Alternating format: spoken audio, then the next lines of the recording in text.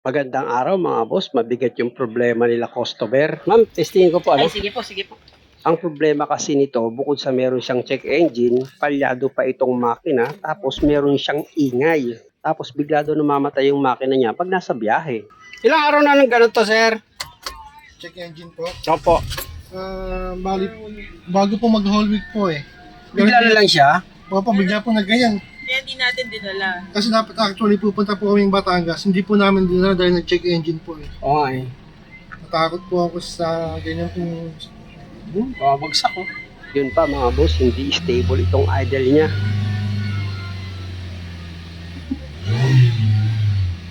Pero pag tumakbo naman siya, sir, yung pag inapakan mo yung accelerator, okay naman siya. Opo, Opo. okay. Pero minsan po bigla rin namamatay yung makina eh. Pagka mahina. Pagka mahina. Yung ma-alerts pa po. Hindi. Pagka hindi ako nag-accelerate. Buksan ko nga itong hood mga boss.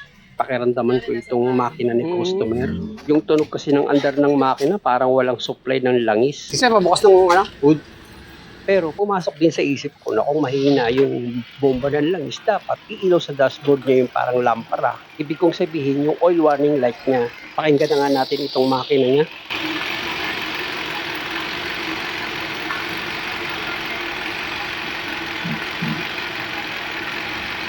Sige sir, pakipatay nga sir.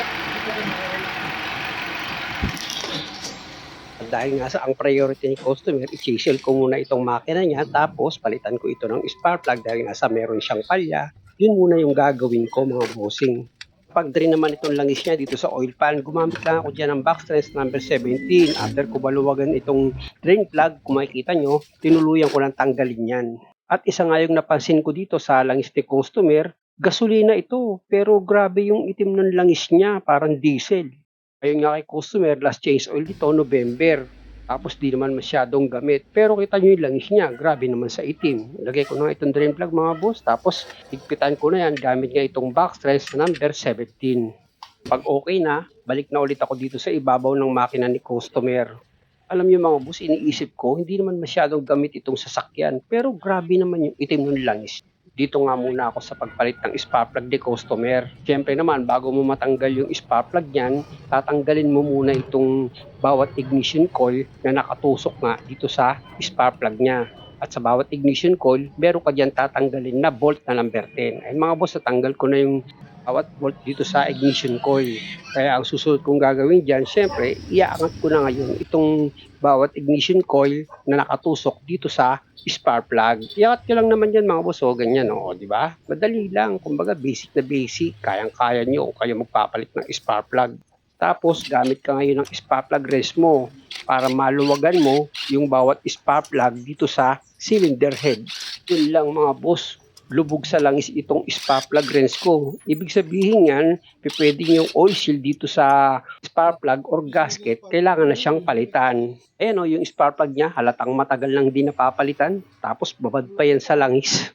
Kaya possible, baka dyan lang sa pagpalit ko ng spark plug at gasket, pwedeng mawala na yung palya nito. At isa na rin yan sa pinanggagalingan, kaya pag natatraffic si customer, bigla daw namamatay itong makina. Pati yung hindi pag-stable ng idle niya. Possible, dyan din ang pinanggalingan niya. Kasi nga mga boss, itong apat na spark plug ng hinugot ko, puro basa siya ng langis. Kaya kailangan talaga itong palitan ng gasket. At ito na yung nabili ni customer na spark plug. Kung makikita nyo, ilalagay ko na yan. Sa paglagay niyan mga boss, huwag nyo siyang ibabagsak. Pwede naman dito sa butas niya, sa may gilid, idikit nyo, tsaka nyo ngayon siya ipa-slide pababa. Siya nga pala mga boss, hindi ko naman sinasabing 100% sa spark plug yung pinanggalingan ng palya. Pwede rin yun sa ignition coil. At meron pang iba. Actually, itong spark plug, pati yung langis, dala na yan ni customer dahil nga sa kailangan niya na rin talaga magpa-change oil at magpapalit ng spark plug. Unang-una, meron niyang palya itong makina eh. Ayan mga boss, naipakapit ko na yung apat na spark plug. Tapos gamit na ako ng ratchet para ma-final ko na yung higpit dito sa bawat spark plug. Sa paghigpit naman ng bawat spark plug mga boss, wag naman sobra-sobra sa higpit. Yung tamang higpit lang, okay na yun. Para sa bandang huli, wala kayong problema. At after ko mahigpitan yung apat na spark plug, kung makikita nyo, isinunod ko naman sa ilalagay itong bawat ignition coil dito sa spark plug. Tandaan nyo lang mga boss na pag nilagay nyo nga itong bawat ignition coil niya dito sa spark plug, maayos yung pagkakalapat niyan. At pag okay na, ilapit ko itong camera mga boss para makita nyo. Pwede nyo na ngayon ilagay yung bawat bolt dito sa ignition coil. Siyempre, para hindi kayo makalustred, mas maganda na kamayin nyo muna sa paglagay ng bolt. Ipakapit nyo muna yan sa thread niya. At pag naipakapit nyo na siya, i-connect ko muna itong connector niya dito sa source ng ignition coil. Siguraduhin nyo lang mga boss na itong connector niya dito sa ignition coil na ilapat nyo siya ng maayos kasi apat agad na coil yung maapektuhan pag hindi nyo na isalpak ng maayos yung connector niya. At pag okay naman na, balik ka ulit dito sa spark plug para yung bawat bolt dito sa ignition coil, i-final mo na ngayon yung higpit. Yung tamang higpit lang mga boss ha, wag sobra-sobra. Balik na ulit ako dito sa pag-chisel ko sa makina. Tanggalin ko itong engine cap niya. Oo. Budi lang is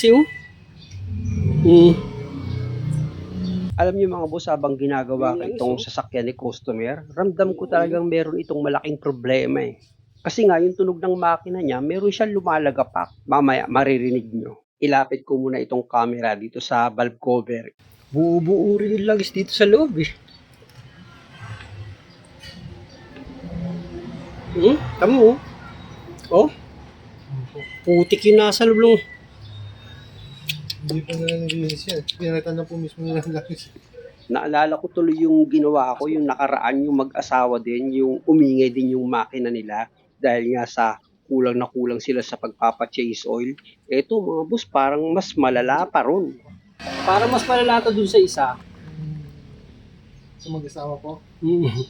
Panood pala ni customer yung video na yun. Kaya pala dito niya sa akin dinala dahil nga sa nahatulan na pala itong sasakyan niya ng top overhaul at sinisingil siya ng 60,000. Lagay ko na itong engine cap niya tapos pa-start ko itong makina. Ayan mga boss, pakinggan niyo yung under ng makina. Palyado pa rin. Yung ingay niya parang hindi bumubomba yung langis. Tapos meron siyang lagapak. At yung dinuro, taas baba. Gumagano. Meron siyang lumalagtik na merong sumisipol. Nako po. Tapos naghihingalo na yung under ng makina. Na parang hindi nadadampian ng langis itong mga rocker arm niya, pati yung cam lobe. Actually mga boss, naramdaman niya raw ito sa makina niya after niya magpa-change oil last November. Pero sa tingin ko, hindi yun ang dahilan. Kaya nagkaganyan yan.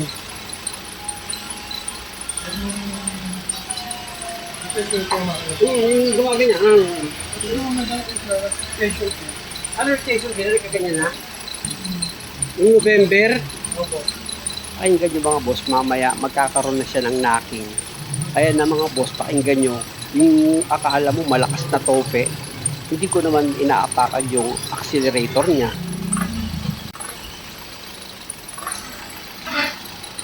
Ay, patama ka na, sir.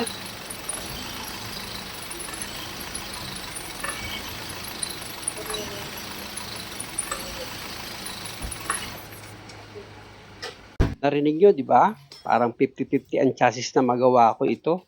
Hindi ko ito makukuha sa flashing. Ganoon pa man, i-check ko muna itong pinanggagalingan ng palya ng makina.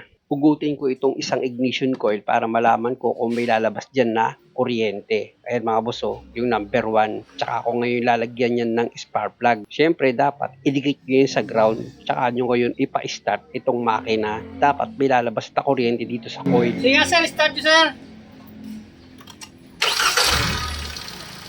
Wala kuryente to. Wala talaga lumalabas oh. Patay. Patay. Wala kuryente. Magana to. Ito naman pangalawang ignition coil yung check upin ko mga bossing. Lalagyan ko rin yan ng spark plug. Tapos idikit ko itong spark plug niya dito sa ground. Tsaka ako ngayon pa-start yung makina. Dapat may lalabas na kuryente dyan. Yun lang, bumibitaw na itong spark plug dahil nga itong ignition coil, yung rubber niyan sa dulo, nababara na ng langis, lumobo na siya. Kaya ingatan ko lang yan na huwag siyang mabunot. Tsaka ako pa-start itong makina. Sige, start. Start. Wala po kuryente oh. Sige, patay. Sa kuryente to. Pero ito. Sige, start. Wala eh oh. Wala oh. Sige, patay. Okay na. Negative talaga to. Kaya ang gagawin ko dyan mga boss, pabibilin ko si customer ng isang ignition coil. Pati yung gasket itong valve cover para sa spark plug nga mga boss, nagpabili na rin ako. Tsaka ako ngayon punta dito sa ilalim ng makina ni customer para ma-drain ko itong langis na ginamit ko ng pang-flushing dito sa makina niya. Luwagan ko nga itong drain plug at pag maluwag na yan, kamayin ko na yan mga boss para tuluyan ko na matanggal itong drain plug niya. Ayan o, makikita nyo yung langis o, maitim pa rin siya. Pero magtataka ako dyan dahil nga sa bandang huli, yung tutulo na langis, medyo mapula na siya. Pag ganun mga boss, ibig sabihin, hindi nakakatakbo ng maayos yung langis dito sa loob ng makina. Pwede may barayan dito sa ibabaw ng makina. Kasi pag sa oil strainer ang barado niyan, iilaw dito sa dashboard yung oil warning light niya. Hindi naman siya umilaw eh. Tanggalin ko muna itong oil filter. Malalaman ko rin yan kasi itong valve cover niya, tatanggalin ko dahil nga sa magpapalit ako ng gasket. Ayan o, tignan nyo lang siya tumutulo o, malinis o, di ba? O yan o, tinuro ko. Doon ako nagtaka. Maitim dapat yan. Kaya ang naging diagnose ko dito mga boss, yung isinalin kong langis dito sa ibabaw ng makina, mabagal siyang bumaba. Na ibig sabihin nga, may bara sa mga butas ng cylinder head ng makina, kaya yung langis hindi siya makababa agad. Para malaman nyo mga boss, kita nyo naman, hinahanginan ko pa yung ibabaw ng makina ni customer. Kaya nagkaroon talaga ako ng duda na yung langis na isinalin ko dito sa ibabaw ng makina ni customer, hindi siya totally nakakababa agad. Na pwede nga may mga tumigas na langis, kaya hindi agad nakakababa yung langis na isinalin ko dito sa ibabaw ng makina. Ganun pa man mga boss, mamaya na yan, pupunta rin naman ako dyan. Dito muna ako sa pagkabit ko ng drain plug dito sa oil pan ni customer. Ayan mga boss, kung makikita nyo, higpitan ko na yan gamit itong box wrench sa number 17. Isunod ko naman sa ilalagay itong bagong oil filter niya. Ipakapit ko na yan dito sa thread niya. Tapos gamit ako ng oil filter wrench para ma-final ko na yung higpit.